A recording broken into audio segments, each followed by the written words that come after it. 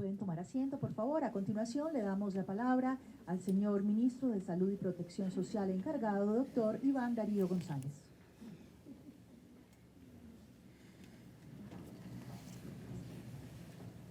Hola, muy buenos días y una gran bienvenida a todos los secretarios de salud del país. Presidente, muy buenos días y bienvenido al Ministerio de Salud. Doctor Carlos, gracias a la Federación Nacional de Departamentos por estar acá, a la viceministra Diana, al ministro designado, doctor Fernando, a todos los directores de las entidades adscritas, no los voy a mencionar, a Gina, a Gerardo y todo el equipo del Ministerio de Salud, a los invitados especiales y por supuesto a nuestra vice Diana Isabel. Un muy buen saludo para todos. Es muy rico estar acá. Cuando estábamos entrando, cumplimos simbólicamente uno de los objetivos hoy, que es firmar una alianza nación-territorio para que la salud sea de todos. Y si pudiéramos decir cuáles son los otros dos objetivos, yo diría que uno es mostrar cómo va avanzando este programa de gobierno que empezó hace 18 meses y que está claro en el Plan Nacional de Desarrollo, un pacto por Colombia, un pacto por la equidad, y también hacer ese zoom en ese tema de equidad que hoy más que nunca requerimos. Esta mañana estábamos hablando con Gerardo que hoy se cumplen 50 millones de colombianos y este es un sector donde cada uno de esos 50 millones de personas importa y las políticas públicas, como hablábamos esta mañana, son para esos 50 millones de personas. Ninguno se puede quedar atrás, como dice la Organización Mundial de la Salud. Yo quiero empezar recordando que nuestro gobierno trabaja en 3 ejes. En primer lugar, la legalidad, en segundo lugar, el emprendimiento y en tercer lugar, la equidad. Y este sector se para en los 3. Por supuesto que tenemos que todos los días recordar la legalidad en lo pequeño y en lo grande y no traspasar fronteras. Pero también tenemos con el INVIMA, Julio, el emprendimiento, todo lo que hace el INVIMA por el emprendimiento y por la autonomía sanitaria. Y tenemos, por supuesto, a la equidad con todas las instituciones del sector que están concentradas en eso. Y eso es lo que queremos mirar. Y por eso desde el principio se planteó una hoja de ruta que parte de la ley estatutaria y de la triple meta. Esa ley estatutaria dice que la salud es un derecho fundamental de los colombianos y la triple meta dice vamos a trabajar en estos 3 objetivos. En darle la mejor salud posible a la población, en satisfacer sus expectativas y en garantizar la sostenibilidad de largo plazo del sistema. Y por eso planteamos 5 líneas de trabajo: la visión de largo plazo, la calidad de los servicios, la salud pública, el talento humano y la sostenibilidad. Y esas 5 líneas, que no son nada distinto a los ejes estratégicos de la gestión del día a día, son los que queremos compartir hoy con ustedes, porque esa nación, gobierno nacional, gobiernos departamentales, nación, territorio, se ejecuta allá. En salud, Colombia parece más una federación que una república, porque realmente ustedes son tremendamente autónomos en la ejecución. Yo digo por molestar que en Colombia no tenemos un ministro de salud, doctor Fernando, sino 37. Y hoy tenemos aquí 35 y excusamos a Bolívar y a Cartagena porque están en una cumbre con sus alcaldes que no pudieron cambiar, pero todos ustedes están acá y las manos de ustedes son las que rigen con nosotros, con este ministerio, con el gobierno nacional, la salud de 50 millones de colombianos. Entonces, quiero empezar con la primera parte y es cuál fue la ruta que trazó este gobierno desde la campaña. Y el presidente Duque dijo, vamos a consolidar el aseguramiento. Y eso pasaba por hacer la depuración de las EPS que no están funcionando bien y llenarnos de instrumentos para orientar la calidad de los servicios en el aseguramiento y la prestación. Han pasado cosas como la ley que fortaleció la Superintendencia Nacional de Salud, por supuesto nuestro plan de desarrollo, un pacto por Colombia, un pacto por la equidad, pero también la ley 1966, también ha pasado la ley de crecimiento económico, 2 leyes de presupuesto en donde este sector ha logrado tener todos los recursos que requiere para atender a esos 50 millones de colombianos. Y esos no son temas menores. Todo ese marco es el marco que nos ha venido actuando y que a la fecha, con gran liderazgo de la superintendencia y del ministerio, ha permitido liquidar 4 EPS que no cumplían su función y mover 2.6 millones de afiliados a EPS que lo hacen mejor. Y claro que todas las cirugías duelen, tenemos dolores coyunturales, pero vamos a estar mejor a medida que consolidemos que las aseguradoras que queden sean buenas. Y eso es lo que estamos haciendo acá. Nosotros, y usted lo dijo, presidente, el día de su posesión, estamos tratando de buscar soluciones a problemas que han envejecido mal. Y no son soluciones mágicas, son soluciones de trabajo de todos los días, de muchas personas en este edificio y de muchas personas en el territorio, de muchas entidades que nos ayudan y que logramos entre todos ir buscando esas soluciones para cerrar brechas de equidad. Acá no se trata de señalar, pero sí se trata de despromediar. Acá decían, es que todas las EPS son malas. No, venga, un momento, hay unas que funcionan bien, venga, vamos matando las malas, liquidándolas y llevándolas ante las autoridades que tocan y fortalecemos las buenas. ¿Qué es que todos los hospitales públicos funcionan mal? Tampoco. Acá hicimos un evento hace un año donde trajimos 12 experiencias exitosas y hay enormes experiencias de hospitales públicos que lo están haciendo muy bien. Entonces no podemos despromediar y debemos es mantener los ojos en la ruta que desde la campaña, presidente, usted trazó y que hemos venido siguiendo para llevar salud para todos. Ahí vamos a meternos en el segundo bloque, que es cómo devolver salud a la salud, cómo lograr que este ministerio no solo tenga claro su rol en la sostenibilidad, sino cómo nos metemos en lo otro, y hay 3 elementos para eso. El primero de ellos ha sido la calidad, que fue un tema de campaña. Quisiera entrar a la calidad, porque a veces le han preguntado al presidente, ¿pero qué es eso de equidad? Un hospital es un instrumento de equidad. En el hospital no llega el que tiene plata o el que no la tiene, llega el enfermo que lo necesita. Y por eso, desde noviembre del año pasado, lanzamos la nueva norma de habilitación, la resolución 3100, que recogía años de aprendizaje y evoluciona a algo moderno de política pública. Pero no nos queremos quedar ahí. La acreditación es la calidad superior y por eso actualizamos ya el manual y esperamos lanzar 4 manuales adicionales de acreditación. Fíjense que incluye la acreditación de EPS, presidente, que usted siempre la ha querido para pagar por calidad. Y lo más lindo es el resultado de esto. Hoy tenemos 47 instituciones acreditadas, 12 de ellas se han acreditado desde que empezó este gobierno y 6 de ellas han recibido su reacreditación. Entonces, si decimos que un hospital es un instrumento de equidad, pues un hospital acreditado cierra brechas sociales de inequidad porque ofrece servicios superiores con optimización de recursos y con satisfacción del paciente. Por eso el tema de calidad es, ha sido y será norte, timón y vela de la gestión de este ministerio. También tenemos entonces las prioridades de salud pública y estábamos hablando con el presidente de algunos elementos que han sido transformacionales. Mientras en América hay países con miles, tal vez decenas de miles de casos de sarampión, mientras Brasil supera más de 12.000 casos de sarampión, en Estados Unidos se cuentan en miles, Colombia con estas prioridades logró mantener con un gran apoyo de la OPS y un trabajo conjunto Ministerio, Instituto, Territorios, a raya el sarampión. No en vano, en la última sesión de Naciones Unidas le dieron al presidente Duque el Premio Mundial de Sarampión. Pero lanzamos hace un mes con el ministro Juan Pablo, que ha sido instrumental en todo esto, la iniciativa regional para la eliminación de la malaria, con un gran aporte del BID, Jaime, y de todo el equipo de donantes y fundaciones para reducir la malaria en el Pacífico colombiano. Acuérdense que hay un dicho, donde hay malaria no hay desarrollo. Si reducimos la malaria en el Pacífico y si aprovechamos la nueva donación del Fondo Global que nos pone 30 millones de dólares entre la subvención y los nuevos recursos para trabajar en VIH, malaria y tuberculosis, Colombia va a ser un país libre de malaria.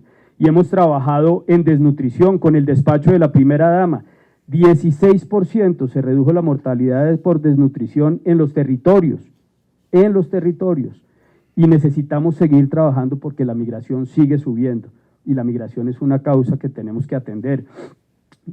Logramos cosas interesantísimas como el lanzamiento de la encuesta de violencias, todos los temas de salud materna y de la mujer, el consumo de sustancias psicoactivas, una política que no existía y que el gobierno ha reconocido que no solo tenemos un problema en la oferta, sino en la demanda, y ya tenemos más de 5.000 personas capacitadas en sus territorios para enfrentar ese flagelo desde la prevención, desde la salud pública y desde el reconocimiento del otro como una persona que requiere atención, rehabilitación y acompañamiento. Todos los temas de salud mental, asbesto, accidentes viales, HIV y por supuesto un fenómeno que nos toca, que es el de migrantes. Si yo pudiera decir qué es lo más importante, y voy a dar otro ejemplo de equidad, en migrantes hemos invertido muchos millones de dólares en vacunación, y la vacunación es otro instrumento de equidad. No se vacuna al rico o al pobre, se vacuna a todos los niños para ganar años de vida saludable y para mejorar el desarrollo de nuestro país.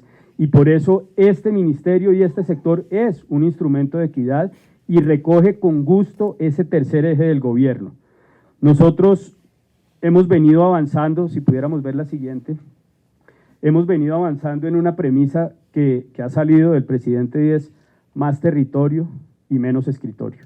Y fíjense que tenemos 4 instrumentos, Maite, del que hablaremos ahora, todo el tema de salud para la paz, acá hay una persona que trabaja directamente con Emilio Archila para todos los temas de salud en la paz con legalidad. Pero tenemos también el nuevo proyecto de salud para la paz en sus departamentos, 14 departamentos, 26 municipios, construyendo la paz desde la salud, y eso es fundamental.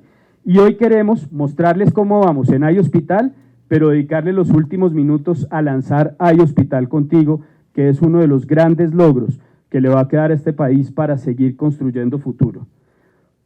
Entonces, vamos a pasar rápido al último bloque para poder entrar en el lanzamiento, y es todo el tema de sostenibilidad que ha venido liderando Diana, con algo que yo resalto hoy, y lo decimos públicamente, presidente, pero lo repetimos, la alineación entre un presidente de la República, un ministro de Hacienda y un ministro de Salud ha logrado que el sector se pueda parar en esos 5 elementos.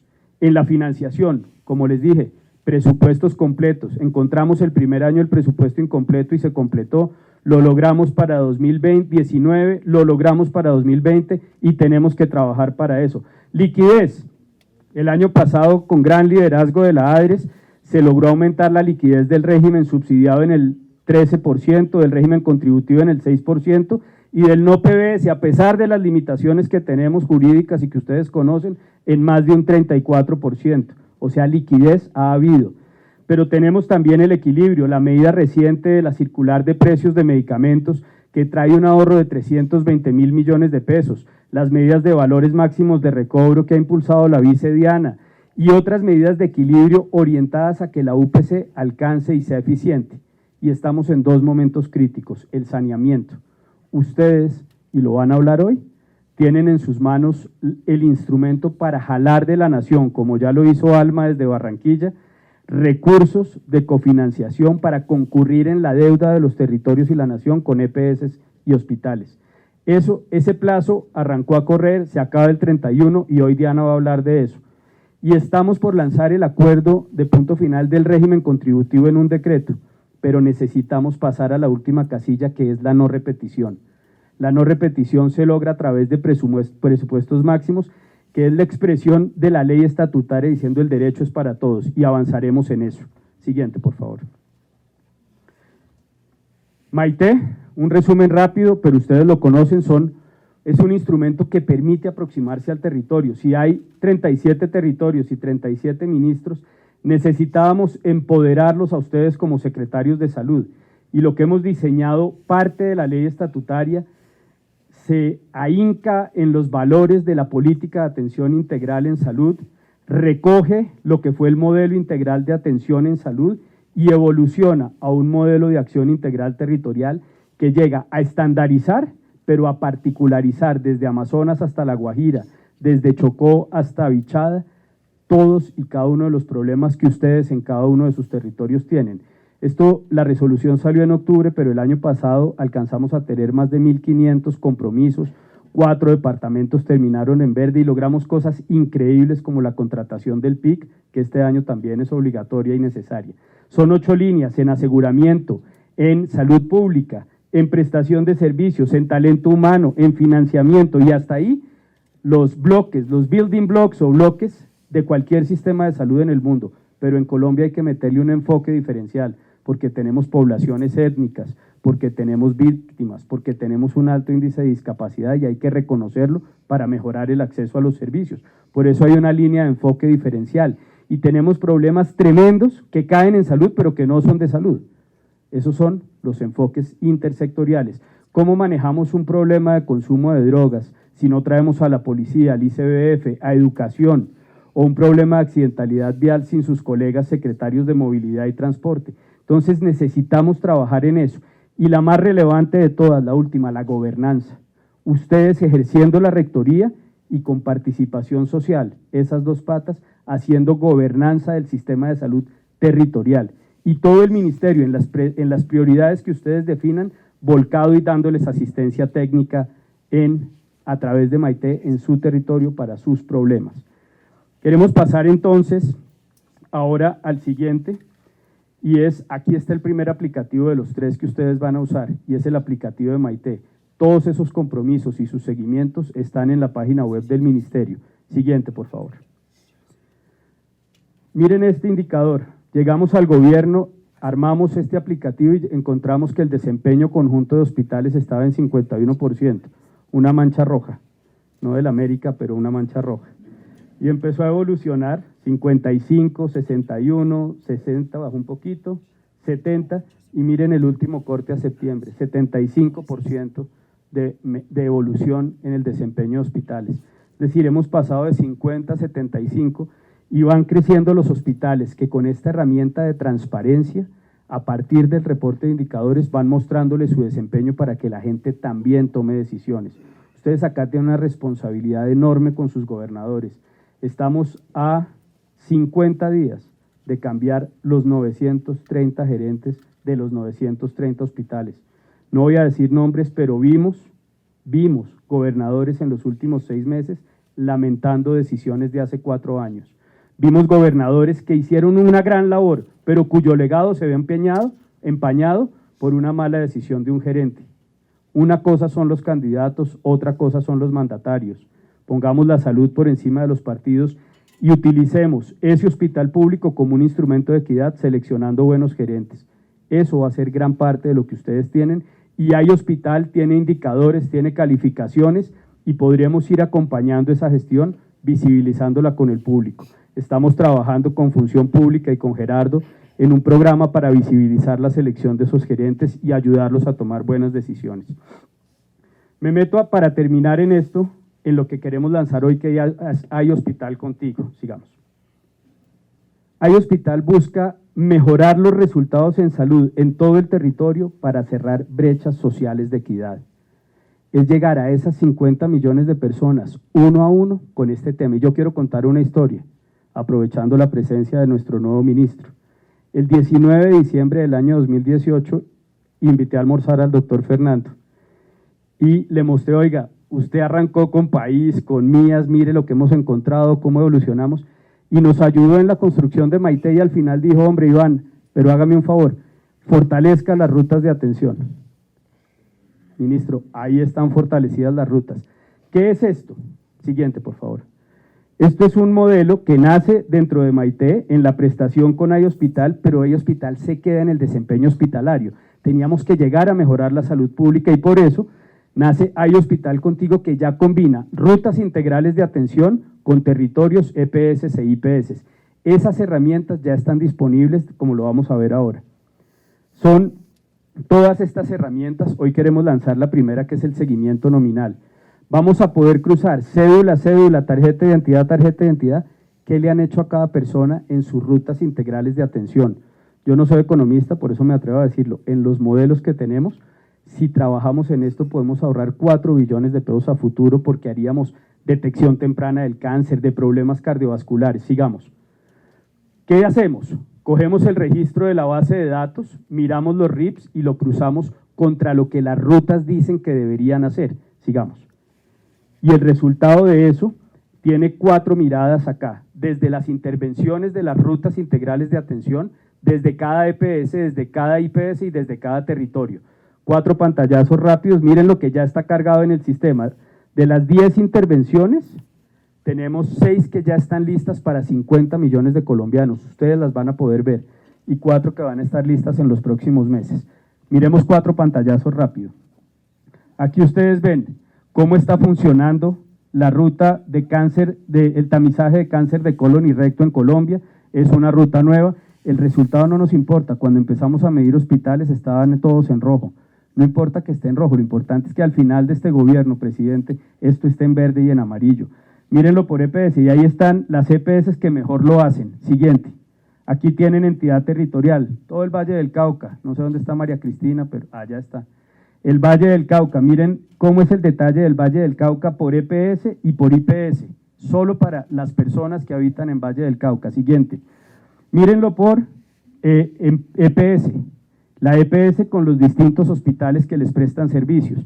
Y la última es mírenlo por IPS, las IPS con las EPS, y miren cómo a una EPS sí le funciona y a otra no. Y eso ratifica la necesidad de trabajar en calidad de aseguramiento. Siguiente. Por eso nuestros principales hallazgos son que hay baja calidad del dato. Entonces Diana dice, sí, para suficiencia y que le suban la UPC, reportan todo, pero para PIP y RIPS reportan nada. Entonces tenemos que equilibrar suficiencia y RIPS y tenemos que mejorar la calidad del dato. Ya no tenemos excusas para seguirlas con las coberturas bajas y necesitamos hacerle seguimiento a las EPS para que presionen al prestador. Muy bien. ¿Qué viene ahorita? En los próximos meses debe salir un aplicativo a través de mi planilla de miseguridadsocial.gov.co, donde cada ciudadano va a poder ver, de acuerdo a su edad, a su género, qué le han tenido que haber hecho y qué le hicieron. Y va a poder exigir que le hagan lo que tiene derecho. Y es un aplicativo que va a estar para todos los 50 millones de colombianos. Por eso decimos que el propósito de esto es cerrar brechas de equidad. Y vamos a llegar a cada uno de los territorios. Y ustedes, con un login, territorios, EPS, IPS, van a poder tener la misma información en cubos de información para mejorar su capacidad de inspección, vigilancia y control. Este lanzamiento de hoy transforma en unos años la salud pública en Colombia y va a ser la base de un artículo del plan de desarrollo, y es el pago con incentivos por calidad y resultados en promoción y prevención, que es el artículo 241. Por lo tanto, acá, como dijimos, siguiente por favor, acá hay una ruta, hay un programa de gobierno que está enmarcado en el Plan Nacional de Desarrollo, hay un esfuerzo enorme por traer soluciones y como son 50 millones, vivimos cada día expuestos a que haya una mala atención, a que haya una noticia, pero no podemos descorazonarnos. Tenemos que salirnos de las narrativas negativas. Tenemos que empezar a llevar mensajes de esperanza en la evolución de un sistema que durante 25 años Colombia ha construido y es reconocido. Tenemos que ser cuidadosos de esos sonidos de reforma que equiparan la salud a las pensiones, a la justicia y a otros, porque aquí es cierto que hay que hacer algunas cosas, pero hay una capacidad institucional, hay un sector vivo que atiende millones de personas cada día y donde, a pesar de las limitaciones, Colombia ha venido construyendo. Y esa es la invitación, a que hagamos una alianza, nación-territorio, a que logremos cerrar eso para cerrar brechas de equidad. Hoy les damos la bienvenida a ustedes al ministerio, les damos la bienvenida al gobierno nacional, somos un único equipo. Les damos la bienvenida a la historia de Colombia, a que escribamos juntos esa historia de Colombia y sigamos construyendo país. Muchas gracias. Señoras y señores, a continuación se dirige a ustedes el señor presidente de la República de Colombia, doctor Iván Duque Márquez. Muy buenos días a todos ustedes. Es un gran placer para mí estar en este cuarto encuentro de secretarios departamentales y distritales de salud. Mi saludo al doctor Carlos Camargo, director de la Federación Nacional de Departamentos. Mi saludo al doctor Iván Darío González, nuestro ministro encargado. Mi saludo al doctor Fernando Ruiz, nuestro nuevo ministro de Salud designado. Mi saludo a la viceministra Diana Cárdenas, muy especialmente. Mi saludo a todos los funcionarios del Ministerio de Salud aquí presentes. Mi reconocimiento, mi admiración y mi gratitud por su entrega y por su patriotismo a nuestro país. Mi saludo, doctora Gina, es un gusto tenerla nuevamente aquí, a nuestra directora del Instituto Nacional de Salud. Saludo también a nuestro muy buen amigo director del INVIMA, doctor Julio, gracias. y con todo el cariño a todos los secretarios departamentales y distritales, agradecerles su presencia. Ustedes son los expertos en esta materia, pero yo quería esta mañana hacer unas reflexiones quizás profundas sobre el sistema de salud, sobre el futuro del sistema de salud y sobre lo que han sido estos 18 meses de gobierno. Y parto de una base. Ayer lo decía en un foro, Gabriel García Márquez en algún discurso expresaba que a los colombianos nos cuesta trabajo celebrar el progreso, que a veces estamos siempre más pendientes de lo que nos hace falta, cosa que es entendible, pero hay que saber valorar lo que se ha logrado. ¿Por qué empiezo por ahí? Porque hay una historia de país que es bueno recordar. Por un instante, cerremos los ojos si queremos o no, pero vayamos con nuestras mentes hacia el inicio de los años 90. Vámonos 30 años atrás. Hace 30 años teníamos un país donde la cobertura de salud escasamente le llegaba a 13 millones de colombianos. Es decir, el acceso a la salud era un privilegio de pocos. Teníamos muy poca cobertura y también dentro de la cobertura existente, la calidad, que es el otro elemento, era aún más escaso dentro del número de ciudadanos. Los años 90 llegaron y entonces empezamos a adelantar una serie de reformas.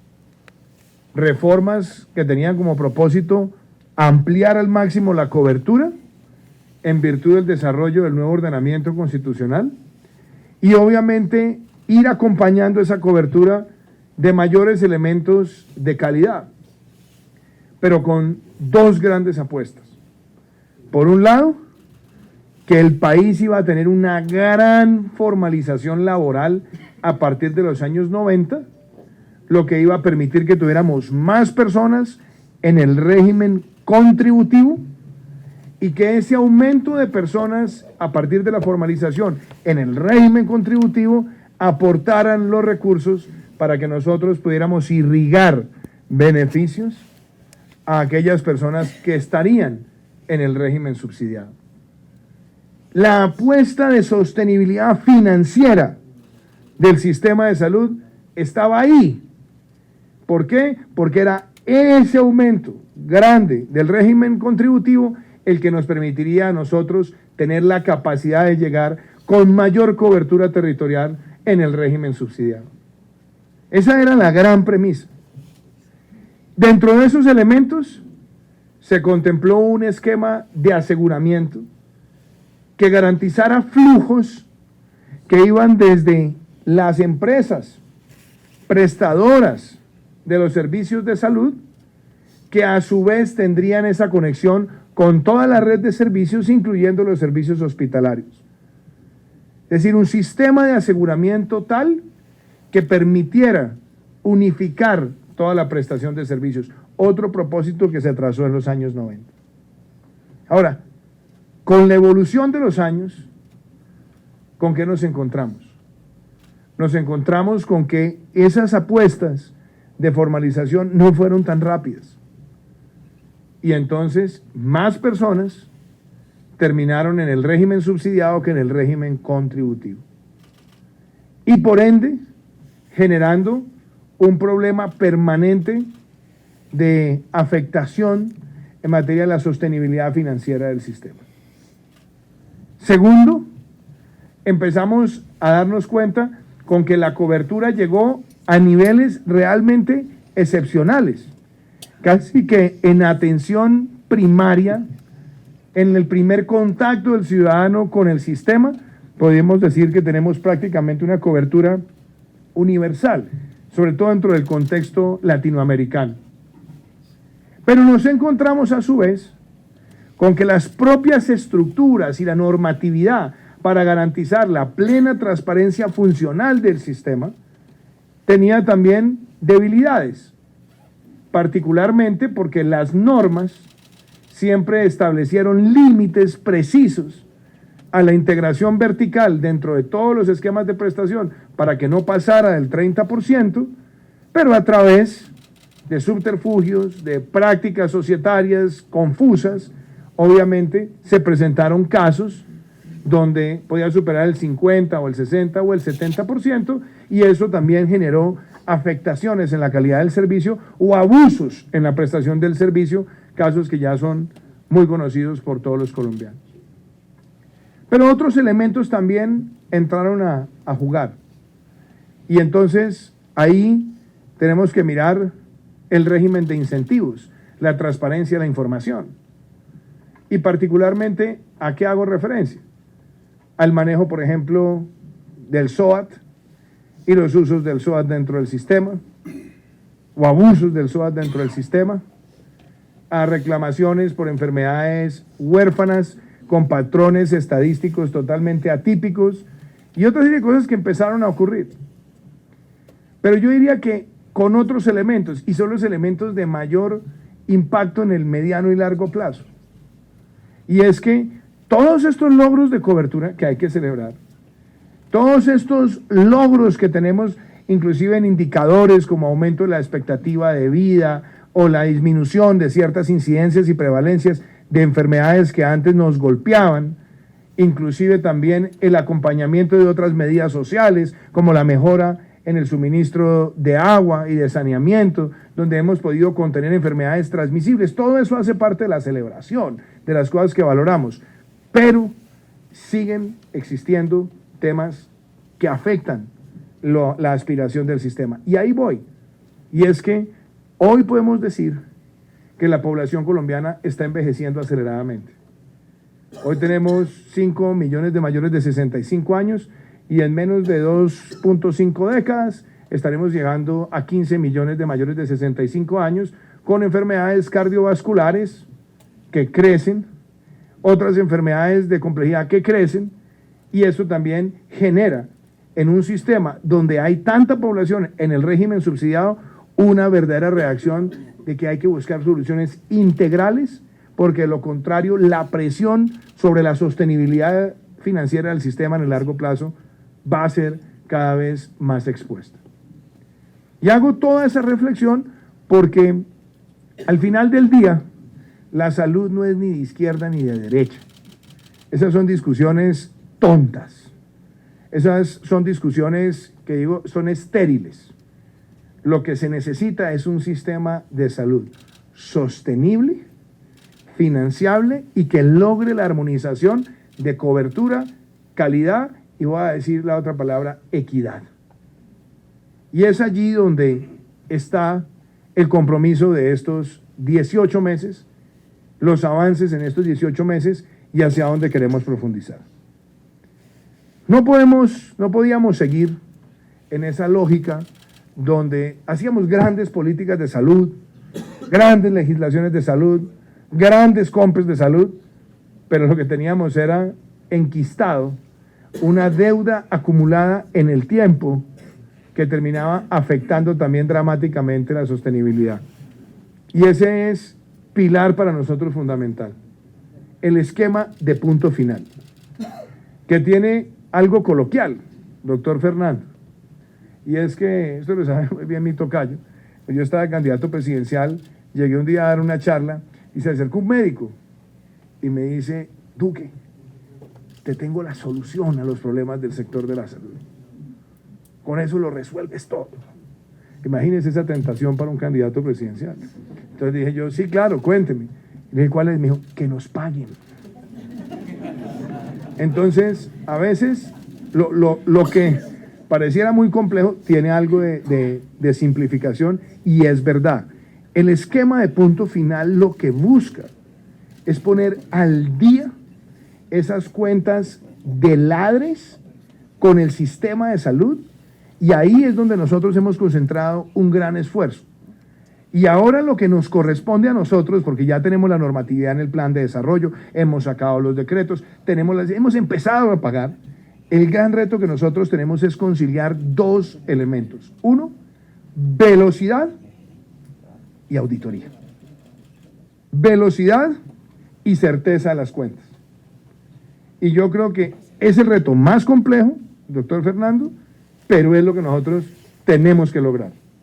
Y aquí el equipo del ministerio, yo voy a decirlo, a ustedes les agradezco inmensamente, vice Iván, a usted, a Diana, a este equipo, y yo creo que ahora con la llegada de Fernando, también ese será uno de los retos inmediatos. ¿Por qué? Porque todos ustedes tienen acá 37 o 35 secretarios hoy, que van a decir, como decimos coloquialmente, van a tarzanar hoy aquí al nuevo ministro para que empiece a decir, bueno, cómo van a funcionar los giros. Pero ahí necesitamos también a los secretarios comprometidos con esto. Velocidad y auditoría. Es decir, llegar a una idea donde digan, no, entréguenos la plata sin auditoría, a mí me parece que eso es irresponsable. Entonces tenemos que buscar una manera donde las secretarías nos ayuden a que tengamos las auditorías bien hechas y que eso nos active la aceleración de los giros. Pero este no es un reto solamente del gobierno nacional, porque a mí siempre me dicen, oiga, la ley va, el punto final va muy bien, pero mire, nada que nos gira. Sí, pero es que hay que garantizar que esos giros tengan esa transparencia y esa depuración. Esa aceleración sé que la podemos lograr con ustedes y ese es un mensaje que yo quiero transmitir, porque si hacemos esto bien de la mano todos, este puede ser un año récord en materia de subsanar esas deudas estructurales con el sistema. Ese es primer punto. Segundo punto es, claro, ocurre el pago y entonces, muy bien, punto final. ¿Cómo logramos la no repetición? Para que no sigamos nosotros en esa inercia donde, listo, nos pagaron la plata y después seguimos enquistando el nuevo problema para que volvamos a resolverlo en 5, en 6, en 7 o en 10 años. Eso no puede ocurrir. Y el elemento fundamental para la no repetición sí son los valores máximos de recobro. Juega ahí un papel fundamental, porque eso nos permite tener absoluta transparencia, absoluta trazabilidad y además yo creo que nos permite también empezar a apretar, en el buen sentido de la palabra, la conducta de EPS. Y ahí, ¿por qué menciono esto?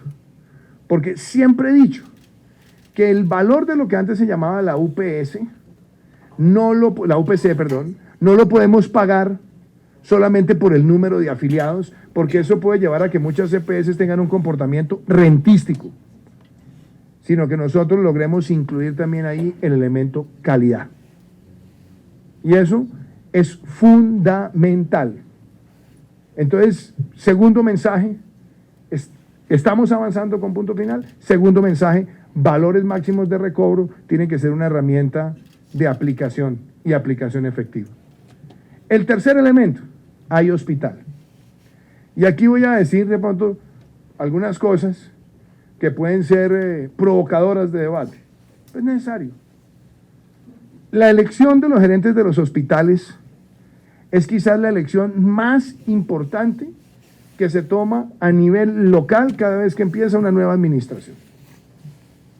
Porque un buen gerente es la bendición para ustedes y para sus administraciones. Un mal gerente o un gerente capturado por la politiquería es un problema que queda enquistado 4 años y eso desangra cualquier gobierno local. Ustedes van a tener ahora en 50 días esa elección. Yo creo que aquí tenemos que ir con un pacto por la despolitización de esa elección de los gerentes de los hospitales. Porque el éxito de Hay Hospital también depende de esos gerentes. No puede ser que nos encontremos con hospitales que tengan más abogados que médicos, que tengan más contratistas administrativos que personas trabajando en la atención de los pacientes. Y yo se los digo, secretarios, aquí nos tienen para ayudar para el éxito de ustedes. Pero la ayuda nuestra parte de la base que ese proceso de selección de los gerentes sea absolutamente confiable, porque de eso dependerá que esos indicadores de Hay Hospital, que la dotación, que el uso, que el manejo adecuado de los medicamentos realmente se traduzca en mejorar los servicios para los ciudadanos. Otro tema controversial, precios. Ya hablamos de esquema de punto final, ya hablamos de hospital para mejorar indicadores, ya hablamos también de valores máximos de recobro. Ahora toco este tema, que es el tema también de precios de los medicamentos. Aquí hay que buscar un balance, y ese balance tiene que ser siempre, por un lado, en la justicia y la equidad, y por otro lado, el desarrollo científico, la investigación que va asociada con la calidad de los mismos. Esos dos principios que hay que conciliar para nosotros son fundamentales, pero lo que también nosotros tenemos que lograr es que definamos una racionalidad en precios, porque no puede ser que el mismo medicamento que se vende en Colombia tenga un valor 60% menos en Ecuador o 50% menos en Perú, etcétera, etcétera. Y yo creo que lo que se ha venido haciendo es una política de Estado que la hemos venido acelerando y que ha tenido un respaldo fundamental del equipo técnico del ministerio, porque ya son más de 1.700 medicamentos que tienen esos controles, que en la cadena comercial indirecta pues ya puede llegar a tener reducciones de precio del orden del 89%, y en la cadena directa puesto al consumidor final podemos estar hablando de reducciones promedio entre el 25 y el 35% de los medicamentos que están en ese arqueo. Y creo que ese también es un valor importante de la política de Estado que nosotros hemos definido. No puedo dejar de mencionar dentro de este contexto algunos aspectos que impactan en el servicio ciudadano. La ley de residentes. Ese, para mí, creo que es un paso importante que hemos dado. Complejo, exigente, sí, pero yo también creo que tiene un elemento de equidad.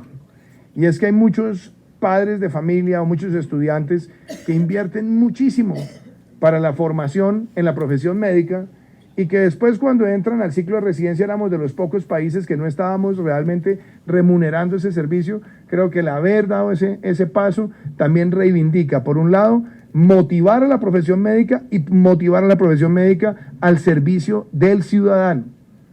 Y por eso, señor doctor Fernando, le tocará a usted, al equipo del ministerio, también seguir adelante. Y le cuento una cosa, yo conocí al doctor Fernando Ruiz hace 20 años, él tenía más pelo y yo tenía el pelo negro.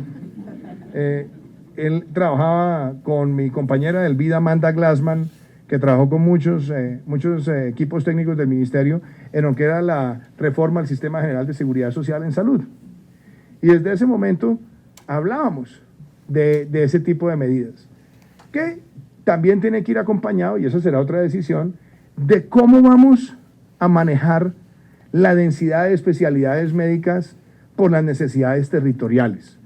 Ese tema también tiene que entrar en discusión, porque hemos tenido años de muchísima restricción, y me parece que unas restricciones que a veces se han vuelto excesivamente rígidas y excesivamente absurdas, porque cuando tenemos una densidad de especialistas consolidado en pocos lugares del territorio, pero sin los avances de telemedicina y otras cosas, terminamos encareciendo estructuralmente el sistema, porque toca hacer grandes desplazamientos de pacientes a recibir la atención de un especialista, pero no estamos contemplando el resto de la atención integral para ese paciente. Luego el paciente queda en la disuasión total de poder hacer la búsqueda de esa atención efectiva. Y yo creo que ese también es un mensaje que todos debemos abordar. Historia clínica en línea. Ese es otro logro que se ha consolidado. De nuevo, felicito al equipo del ministerio. ¿Por qué? Porque eso es equidad.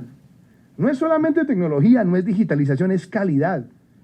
Porque eso permite que un ciudadano que se mueve en el territorio nacional, si llega a Cúcuta, no tenga que volver a hacer los mismos exámenes que ya tenía en Bogotá, o los que tenía en Pereira, o los que tenía en Puerto Gaitán. No, ya la historia está consolidada, y eso permite una respuesta más efectiva, más rápida y más equitativa por parte del sistema de salud. ¿Qué es lo que nosotros tenemos que garantizar? La profundización. Y por eso la apuesta que nosotros estamos haciendo desde el gobierno, con la ley de las TIC, de llegar a un 70% de cobertura de Internet de alta velocidad para el 2022, pues yo voy a decir que uno de los grandes beneficiarios de esa medida va a ser el sector de la salud, porque va a profundizar no solamente la historia médica en línea, sino que también va a poder ofrecer con más certeza los servicios de telemedicina. Es decir, vamos a poder hacer diagnósticos con la información clínica a la mano del médico, pero al mismo tiempo poder hacer algunos diagnósticos rápidos que se puede hacer desde espacios remotos, quitándole un costo tan grande de desplazamiento en el territorio a cientos de miles de pacientes. Facturación electrónica. Eso no lo mencionó aquí mi tocayo, pero yo lo menciono porque ya está en la ley de crecimiento, ya está en la ley de financiamiento, y yo quisiera que el equipo del ministerio, Fernando, se pusiera en la tarea de acelerar en todos los sistemas de prestación de salud la facturación electrónica. ¿Para qué nos sirve? Para transparentar información, para transparentar auditorías, pero una cosa fundamental, para poder ejercer una clara inspección y vigilancia con respecto a la integración vertical. Con la facturación en línea podemos verla ahí, pulpita, y yo creo que eso nos va a producir un tremendo efecto. Depuración. La ley tiene que ser aplicada y aplicada con drasticidad. El país no puede seguir teniendo EPS cuyo símbolo sea el abuso del ciudadano. Y la labor que se ha venido haciendo con la Superintendencia de Salud ha sido dura, exigente. ¿Y qué ha logrado? Ir depurando. Y hay que depurar responsablemente. Hay que tener mucho cuidado con aquellos adalides del Big Bang que dicen, salga y tómese esta masivamente, y que entonces el Estado tenga que responder inmediatamente por una red de millones de ciudadanos para favorecer los intereses de unos bandidos que ya saquearon el sistema y que lo que quieren es que los intervengan para dejarle el problema al Estado. Por eso esas depuraciones tienen que ser rápidas, programadas y bien dimensionadas para que nosotros podamos atender con efectividad al paciente, pero no generar una parálisis en la prestación del servicio. Yo creo que en eso estamos. Yo creo que la legislación que se ha sacado ha sido muy útil, porque la legislación nos ha permitido a nosotros endurecer la capacidad de sanción de la superintendencia. Entonces la enumero, esto también como un avance en la política pública, y creo que le sirve también mucho a los secretarios. Si nosotros trabajamos con las secretarías de la mano, podemos identificar dónde están los malos prestadores. Si se tienen que ir, se van, y hacemos entonces un traslado programado y bien hecho en función de la calidad. Hablé ya de telemedicina en líneas generales, hablé también de hospitales despolitizados, y yo quiero pasar a hablar de uno de mis temas favoritos, inmunología. Yo creo que aquí tenemos, esta es de las cosas que nos tenemos que sentir realmente orgullosos, porque que nosotros en medio de toda esta crisis internacional hayamos sido de los pocos países certificados para la detección del coronavirus, demuestra la calidad de inmunólogos que tiene el país, demuestra la capacidad de atención que tiene el país frente a este tipo de emergencias. Y nosotros, que hemos tenido un gran aprecio por el Instituto Nacional de Salud, y aprovecho para saludar a nuestra directora. Usted me dijo que yo había sido el primer presidente en visitar el instituto no sé en cuántos años, y seguiré visitándolo.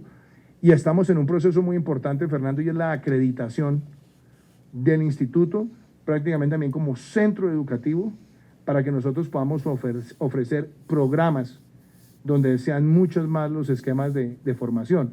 Con otro elemento, hemos fortalecido presupuestalmente el instituto y hemos aplaudido y dimensionado y promovido inversiones como la de tener el bioterio más moderno que tiene América Latina. Y ahora una de las tareas que yo quiero que materialicemos, y le he pedido también eso al Ministerio de Comercio, es que si tenemos un instituto nacional que está produciendo, por ejemplo, antiofídicos de gran calidad, necesitamos es tener una muy buena capacidad de mercadeo y comercialización para que eso también le dé unos ingresos permanentes al instituto. Pero lo menciono es porque nosotros hemos venido no solamente derrotando enfermedades que en otros países están latentes, sino que además con el ministerio, en los programas de salud pública, hemos logrado la detección temprana de enfermedades. Éramos un país libre de sarampión y nos encontramos con más de 400 casos el año pasado, sobre todo por el choque migratorio, donde encontrábamos que en Venezuela se estaban dejando de suministrar esas vacunas desde hace 2 o 3 años, fueron identificados y atendidos, y eso mereció un premio que me lo entregó el director de la Organización Mundial de la Salud en Naciones Unidas, pero yo debo decir, yo lo recibí encantado y feliz, pero realmente ese premio, hoy desde aquí, desde el corazón, quiero decir, le corresponde al Ministerio de Salud, a sus funcionarios, al Instituto Nacional de Salud, y ustedes se merecen ese reconocimiento con toda la distinción. Paso al otro tema, prevención. Sobre esto, esa es una conversación que siempre está latente, está presente, y es cierto. Hemos mejorado mucho en prevención y se han controlado incidencias, prevalencias de enfermedades que antes eran un verdadero dolor de cabeza. Pero esto hay que hacer mucho más. Y yo, por ejemplo, también le quiero decir a los secretarios, hagamos alianzas, trabajemos de la mano, buenos hábitos alimenticios, recreación, deporte saludable. Hablemos también de los temas de nutrición infantil. Hagamos esa campaña conjunta que ayude en la prevención y vinculemos a esa agenda de prevención también temas que son tan importantes como la prestación de los servicios de agua y saneamiento. Queremos trabajar con ustedes en ese frente. Queremos también trabajar con ustedes frente a temas de desórdenes alimenticios, y es uno de los temas en los que el Ministerio también viene trabajando, y doctor Fernando, algo que también ha sido muy valioso, es ese trabajo concertado para que nosotros tengamos con la sociedad civil y al mismo tiempo con el sector privado unas prácticas de etiquetado que satisfagan la información que debe tener el consumidor en función de la salud pública. Yo quisiera también que esa campaña en las regiones la difundamos y la difundamos con éxito. Investigación.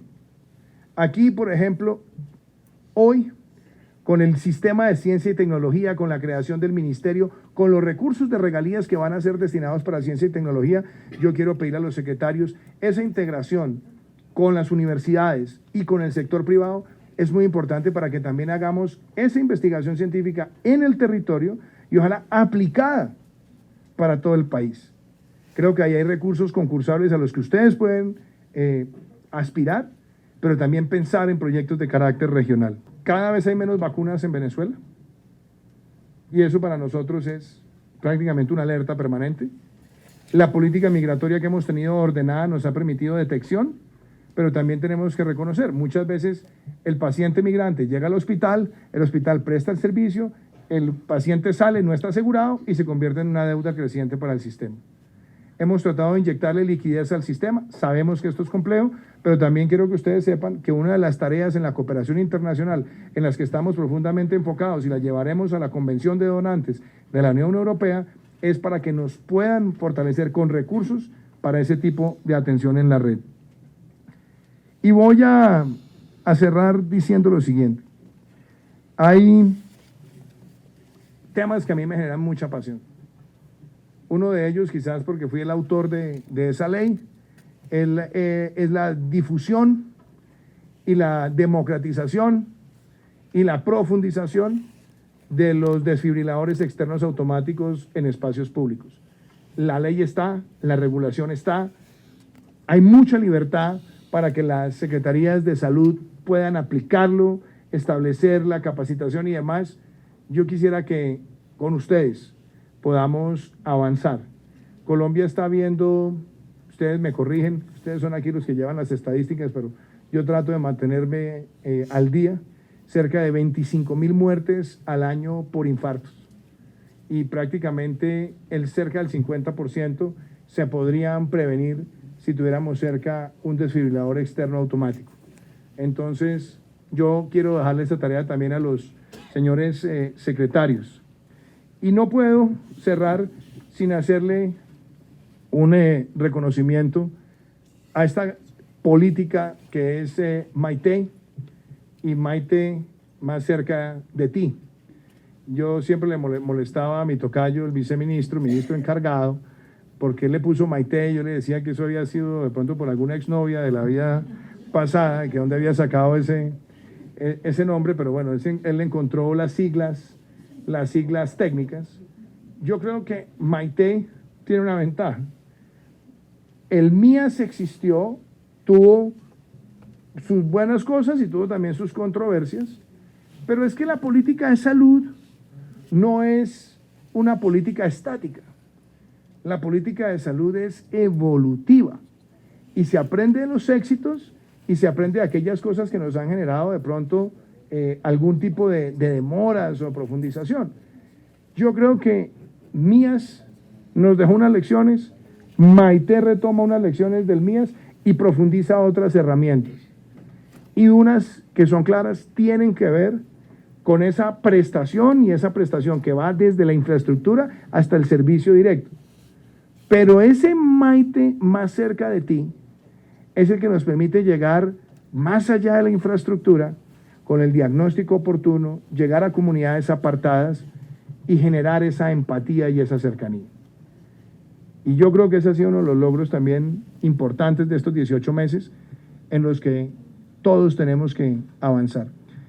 Y mis 3 comentarios ya finales son en las siguientes líneas. El primero, genuinamente creo que hay 2 políticas públicas que hay que llevarlas al territorio, secretarios. La política de salud mental.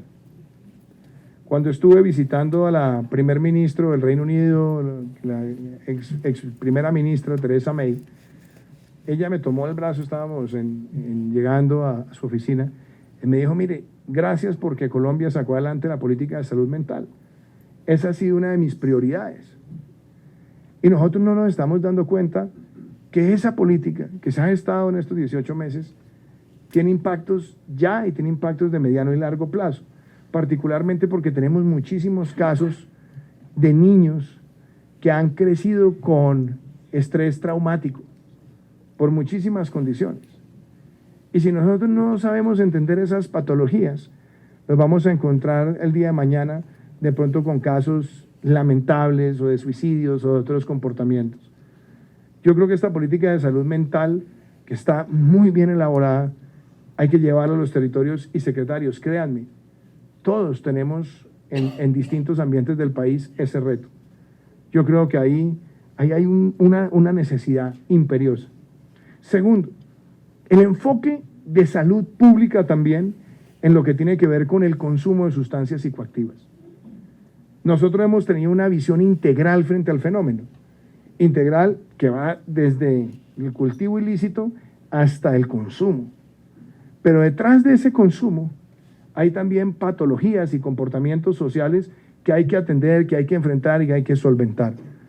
Yo también creo que podemos empezar a hacer pactos territoriales sobre esas materias que también tienen elementos disuasivos y persuasivos para disminuir las tendencias de consumo que son altas en el país desde hace varios años.